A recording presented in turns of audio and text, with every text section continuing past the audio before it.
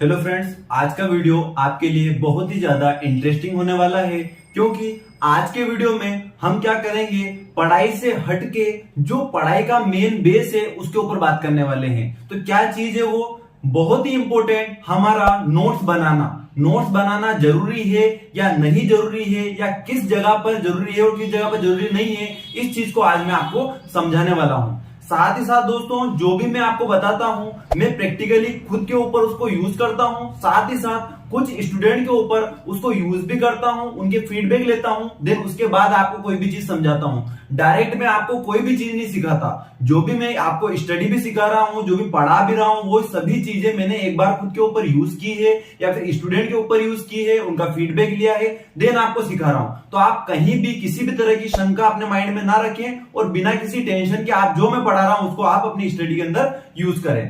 तो आज हमारा टॉपिक क्या है कि नोट्स बनाना जरूरी है या नहीं जरूरी है, किस जगह पर हमें बनाना चाहिए, कहां नहीं बनाना चाहिए, इसके ऊपर आज मैं बात करने वाला हूं। तो दोस्तों, नोट्स जो है बहुत ही जरूरी है बनाना तो, लेकिन कुछ जगह पर नोट्स हमें नहीं बनाना चाहिए। अब किस जगह नहीं बनाना चाहिए, पहले तो ये समझाता हूं कि नोट्स किस तरह से हमारी मदद एग्जाम के अंदर करते हैं।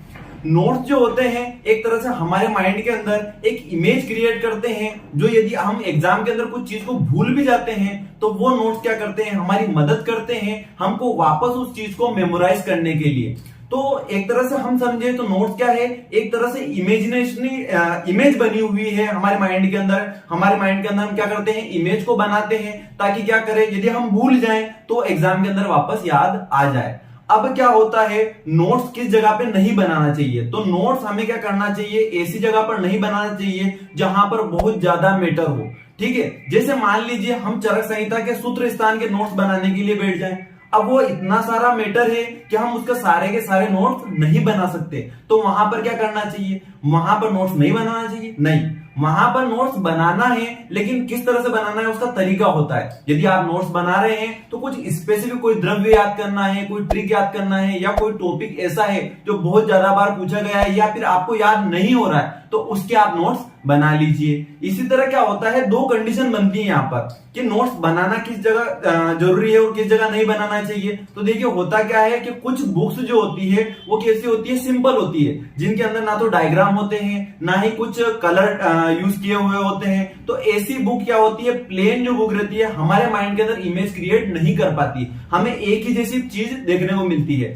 आपने देखा होगा क्या होता है कि यदि हम किसी चीज को देख लेते हैं, यदि उसका डायग्राम देख लेते हैं तो माइंड के अंदर फिक्स हो जाता है और उसके आसपास का लिखा हुआ भी हमें याद हो जाता है। क्यों? क्योंकि हमारा माइंड क्या करता है, उसको विजुअलाइज कर लेता है, उसको समझ लेता है कि हाँ यार वहां पर इस तरह का डायग्राम बना हुआ था और उसके साइड में इस तरह से लिखा हुआ था। अब क्या होता है, आजकल की कुछ बुक के अंदर ऐसा होता है, क्या होता है कि एक जैसी रहती है, सभी एक जैसी रहती है। जब हम उसके अंदर पढ़ते हैं तो सभी चीजें एक जैसी रहती है, तो याद नहीं हो पाता है। हमारा माइंड क्या करता है, पिक्चर जनरेट नहीं कर पाता। तो ऐसी कंडीशन में हमें नोट्स बनाना चाहिए। अब नोट्स बनाना कैसे चाहिए, तो बनाने का भी ऐसा तरीका है। ऐसा नहीं है कि आप क्या करें कि एक जैसा लाइन से आपने नोट्स बना लिए कॉपी के अंदर और खुश हो गए कि नहीं यार नोट्स बना लिए, ये तरीका नहीं है। यदि हम नोट्स बना रहे हैं, यदि उसके ऊपर टाइम खर्च कर रहे हैं, तो कुछ टिप्स मैं आपको बताता हूं, वो आप उसके अंदर यूज करें तो आपको और अच्छे से याद होगा।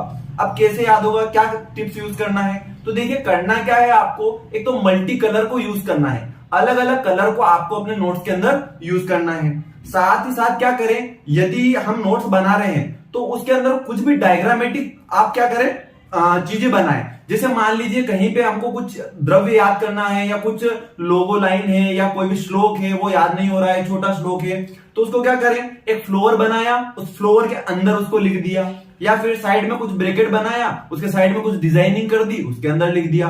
तो वो क्या करेगा, ये चीज ये क्या करती है कि हमारे माइंड के अंदर उसकी इमेज बनाती है। यदि हम एग्जाम के अंदर इस चीज को भूल जाते हैं तो वापस हमारे माइंड में वो चीज हमारा माइंड हमको वापस से क्या करता है, मेमोराइज कराता है कि यार वहां पे इस तरह का फ्लोर बना रखा था, इस तरह सा बॉक्स बनाया रखा था, इस तरह से मछली बना रखी थी, या इस तरह से कुछ पेड़ बना रखे थे। तो वो चीज हमें, वो विजुअल इमेज हमारे माइंड के अंदर आती है, तो उसके अंदर जो लिखा हुआ रहता है वो भी धीरे धीरे हमारा माइंड हमको मेमोराइज करा देता है, हमको याद आ जाता है। तो ये सबसे बहुत बढ़िया इसका फायदा होता है नोट्स बनाने का। ठीक है, तो हमें नोट्स बनाना चाहिए और अलग अलग कलर के पेन यूज करिए, आप अलग अलग डायग्राम यूज कर दीजिए ताकि आपको वो चीज याद हो जाए। ठीक है, याद होने के साथ साथ में क्या होगा, जो हम आपने देखा होगा जब हम बुक से पढ़ते हैं तो क्या करना पड़ता है, हमें कुछ चीजें इंपॉर्टेंट रहती है, कुछ इंपॉर्टेंट नहीं रहती है, तो हम जो इंपॉर्टेंट रहते हैं उसको टिक लगा लेते हैं, नेक्स्ट पॉइंट की तरफ बढ़ जाते हैं। अब उसके बीच में क्या रहता है, कुछ मैटर ऐसा भी रहता है जो हमारे याद करने लायक नहीं होता है, जो ज्यादा इंपॉर्टेंट नहीं होता है, जो एग्जाम के लिए इंपॉर्टेंट नहीं होता है। तो क्या होता है, वो चीज अलग अलग टुकड़ों में होने की वजह से एग्जाम के अंदर क्या होता है कि हमें पॉइंट याद नहीं आते। अब पॉइंट याद नहीं आते तो क्या होता है, वो आपस में मिक्सअप हो जाता है, एक पॉइंट याद आ जाता है, सेकंड पॉइंट याद ही नहीं आता। तो अब इसमें क्या होगा, नोट्स बनाने से, नोट्स बनाने का ये भी फायदा होगा कि यदि आप लिखेंगे और नोट्स बनाएंगे, उसको बार बार पढ़ेंगे, तो एग्जाम के अंदर आपको फिक्स पता रहेगा कि इस क्वेश्चन के अंदर 10 पॉइंट थे, 5 पॉइंट थे। अब उसके अंदर आपका माइंड क्या करेगा, यदि आपने 5 पॉइंट थे और 4 पॉइंट अगर एग्जाम के अंदर लिख दिए, तो आपका माइंड वापस आपको सोचने के लिए मजबूर करेगा कि वहां पर 5वां पॉइंट एक और था। ठीक है, इस तरह से क्या होता है कि हम ऑल ओवर पॉइंट को कवर कर सकते हैं, हम सोच सकेंगे, हमारी सोचने की पावर बढ़ जाएगी और याद भी आ जाएगा, क्योंकि मैंने खुद ने इसको प्रैक्टिकल किया है और बहुत सारे स्टूडेंट के ऊपर इस चीज को ट्राई भी किया है। तो दोस्तों इसी तरह की वीडियो आपके लिए मैं लाता रहता हूं। साथ ही साथ क्या होता है, आपको पढ़ना तो मैं सिखा ही रहा हूं, साथ साथ में मेरा एम ये भी है कि आपको जो मैं पढ़ा रहा हूं आपके माइंड में वो रहे, आपको याद भी रहे और आप अच्छा एग्जाम में प्रेजेंटेशन करके आए, ये मेरा मोटो है। तो अच्छे से पढ़ाई करें, साथ ही साथ आपको कोई भी डाउट होते हैं तो जरूर कमेंट में पूछें। साथ ही साथ यदि आप चैनल पर नए हैं तो मास्टरमाइंड चैनल को सब्सक्राइब जरूर कर दीजिए, बेल आइकन को प्रेस कर दीजिए, ताकि आने वाली वीडियो आपको मिलती रहे, उसकी नोटिफिकेशन मिलती रहे। साथ ही साथ इसी तरह आयुर्वेद को पढ़ते रहिए, सीखते रहिए और आयुर्वेद को आगे बढ़ाते रहिए। Thank you.